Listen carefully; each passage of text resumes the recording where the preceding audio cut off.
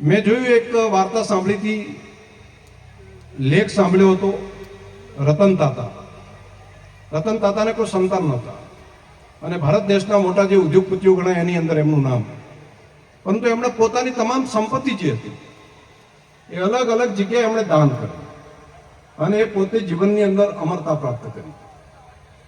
એટલે પોતાની પાસે છે માત્ર મારા સંતાનો માટે નહીં, એ સૌ માટે છે.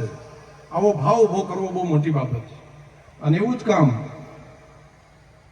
એપીજે અબ્દુલ કલામ, જે દેશના ખૂબ મોટા મિસાઇલ મેન થઈ ગયા, મોટા સાયન્ટિસ્ટ, વૈજ્ઞાનિક અને દેશના રાષ્ટ્રપતિ હતા. તો એમણે કીધું કે મારી પાસે જે કંઈ છે, મારા તો કોઈ સંતાનો નથી, હું આખી સંપત્તિ બાકી લોકોને આપું છું.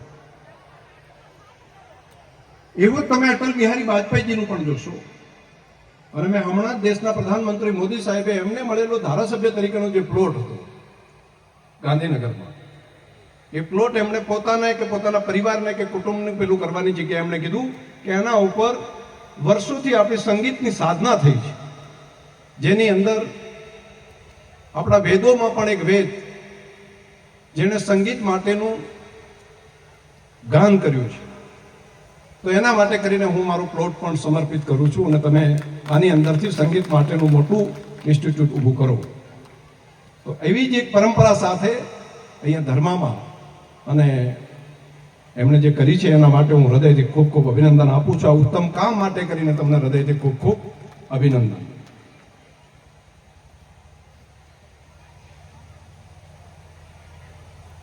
કર્મથી માણસ મહાન થતા હોય છે અને આપણે તે કર્મની ખૂબ મોટી મહિમા છે. અને કર્મનો મહિમા એ સદીઓથી છે, આજે પણ છે. એટલે એક જીવનમાં શ્રમ અને બીજું કર્મ, આ બેને દૂર ના કરજો. જન્મ મળ્યો છે તો આપણે એને પૃથ્વી ઉપર જેટલો સમય આપણે રહીએ એટલો સમય આપણને જે આપણું શરીર છે એક નાનકડી માટીમાંથી તૈયાર થયેલું અને ફરી પાછું માટીમાં દરેકનું મળી જવાનું છે. તો જ્યાં સુધી આ ધરતી ઉપર આપણું શરીર હોય ત્યાં સુધી એને પૂરેપૂરો એનો ઉપયોગ કરવો પડે બીજાના ભલા માટે. મનુષ્યની અંદર આ જ્ઞાન પરમાત્માએ આપ્યું છે, પ્રાણીઓમાં નથી, મનુષ્યની અંદર છે. બાકી બધાએ બચ્ચા પેદા કરવાનું કામ, બચ્ચાને ઉડાડવાનું કામ પંખીએ કરે છે. એને પેદા કરી અને ખવડાવી પીવડાવીને ઉડાડવાનું કામ તો પંખીઓ કરે છે, પશુ પંખીઓ બધા કરે છે. પરંતુ મનુષ્ય પાસે આ વિશેષ જ્ઞાન ઈશ્વરે આપ્યું છે કે જે માત્ર પોતાના માટે નહીં, પોતાના બચ્ચા માટે નહીં, બીજા બધાના માટે વિચાર કરે છે. ઘણાને એવું લાગે છે કે આ શરીરને ઘસી નાખશું તો થાકી જશું, એટલે આળસ કરે છે. આપણે તો બેઠા બેઠા ખાઈએ. તો બેઠા બેઠા ખાવાથી કુદરતના નિયમના વિરોધની વાત છે.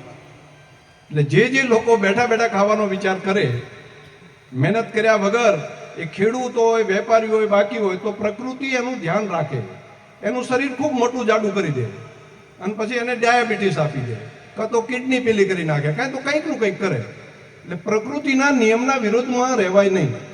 એટલે આપણે બધાએ પણ શરીરનું જે પ્રકૃતિએ નક્કી કર્યું છે એ પ્રમાણે શરીરને ઘસવું પડે.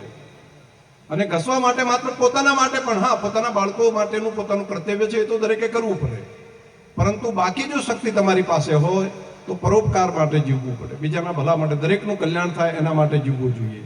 અને એ સાચું સુખ આપે છે. સુખની વ્યાખ્યા માત્ર પૈસા નથી, સુખની વ્યાખ્યા સંતોષ છે. અને સંતોષ અને સુખ એના કારણે મળે છે.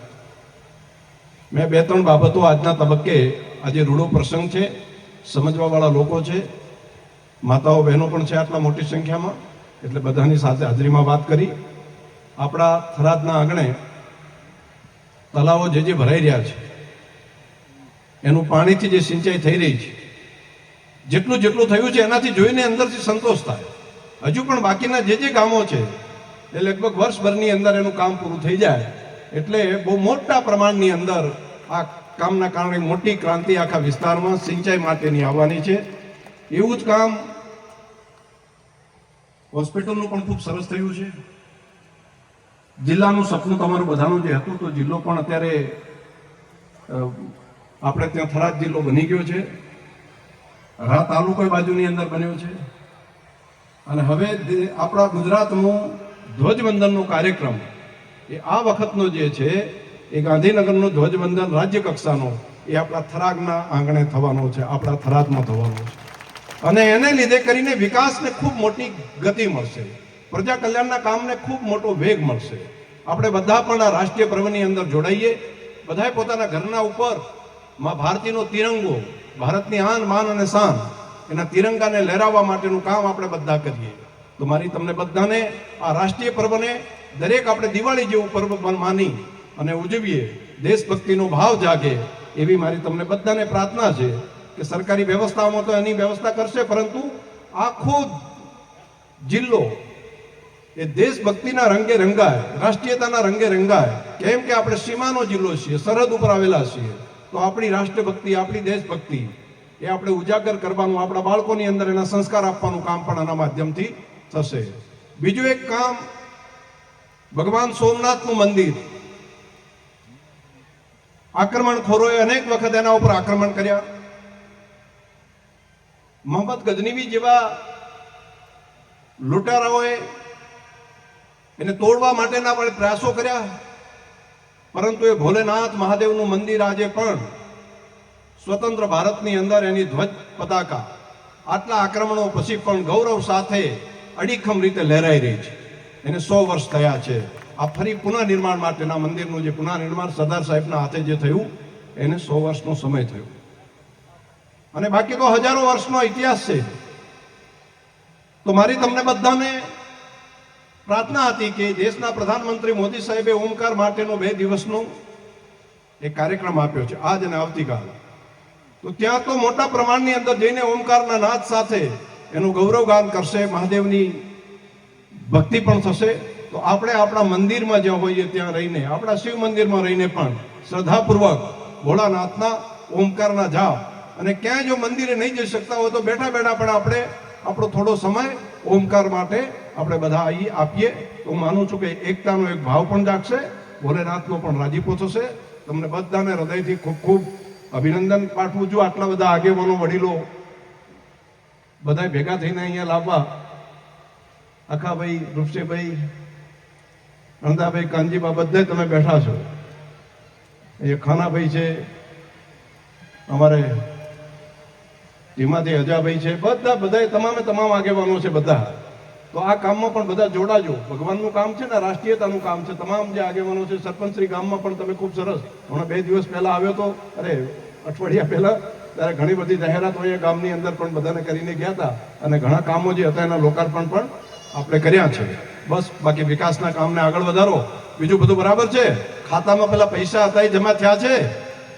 હમણાં પેલા ખેતી પાક નુકસાનના ખાતામાં પૈસા જમા થયા હોય તો હાથ ઊંચા કરો, ખબર પડે એમ. હા, એમ તો બહેનો તમને ખબર છે? હા, ખબર છે. નહીં તો ખાતામાં બારોબાર વપરાઈ ના જાય. જોજો, દૂધનું તો ધ્યાન તમે રાખો છો, પરંતુ આ પૈસા એમણે 40,000 રૂપિયા જેવો ખાતામાં 40, 45, 43, 48 અને એ આયા છે ને, મગફળીના આયા છે પાછા. જોજો, નજર કરતા રાખજો. એટલે 2 પૈસા છે, એનાથી આપણા બાળકોના શિક્ષણ માટેની વ્યવસ્થા બધા કરાવજો. મને એનો હૃદયથી રાજીપો છે. બધાય ખુશ થાઓ, બધાય આગળ વધો, બધાય સુખી થાઓ. હૃદયથી ખૂબ ખૂબ શુભકામનાઓ. અને આ કામ ગમ્યું હોય બધાને કે ના, આ કામ સારું છે, આ કામને આ રીતે આગળ વધારવું પડે, રાજી થયા હોય તો માતાઓ, બહેનો સહિત બધાને કહું છું કે 2 હાથ ઊંચા કરીને તાલી પાડો ને તો મને ખબર પડે. ખરેખર ચાલુ રાખો. આપ સૌને પણ હૃદયથી ખૂબ ખૂબ અભિનંદન આપું છું. ધન્યવાદ. અને હજુ વધારે સારા કામો કરતા રહીશું. આ ઉર્જા સાથે તમારા બધાનો આભાર. બધા પરિવારનો પણ હૃદયપૂર્વક એક એના સંતાન તરીકે તમારા બધાનો પરિવારનો આભાર માનું છું. ખૂબ આભાર. ખૂબ ખૂબ આભાર સાહેબ શ્રી, આપનો કિંમતી